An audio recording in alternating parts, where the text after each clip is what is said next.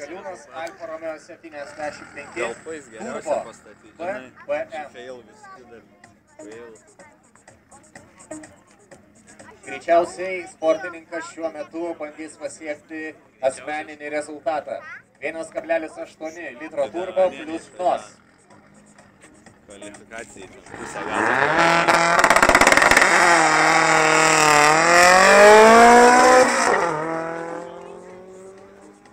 Startas labai neblogas, 0,6.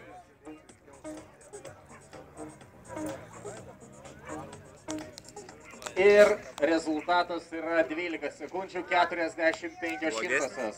Kągi, Evaldas šiandien D klasėje užima jūsų dėmesiui D klasės superfinalas. Kairė pusėje 417 numeris Tomas Polekas, Opel Kadett GSI Turbo. Dešinėje 409 Martynas Kieras, Ford Escort. 2 litrai turbo 300 arklių. Kas už Escortą?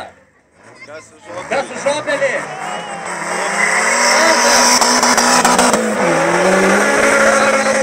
Vietos. Geriau startavo Martynas Kieras su Ford Escort 0,66. Ir rodo geresnį rezultatą 12 sekundžių 23.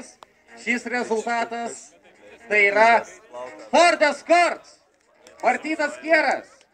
Ir skirtumas yra tik 0,3 sekundės tarp šių sportininkų. Sveikinimai.